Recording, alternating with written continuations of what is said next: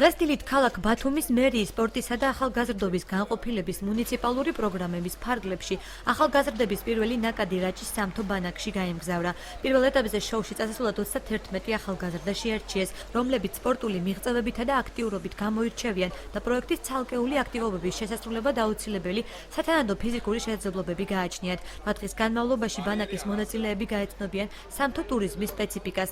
სტუდენტები მონაწილეობას მიიღებენ შემეცნებით გასართობ და სპორტულ გამაჯანსაღებელ ღონისძიებებში, რომლებსაც ორგანიზებას აჭარის მეკლდეურთა და მთასწორთა ფედერაცია უწევს. აღნიშნული პროგრამა მიზნად სამთო ტურიზმის განვითარებას და მომავალი თაობისთვის ისტორიული მემკვიდრეობისა და დაცული ტერიტორიების შესახებ ინფორმირებულობის გაზრდას ისახავს. ქალაქ ბათუმის მერიის სპორტსა და ახალგაზრდობის განყოფილება იწყებს მუნიციპალური ღონისძიების სამთო ახალგაზრდული ბანაკის განხორციელებას.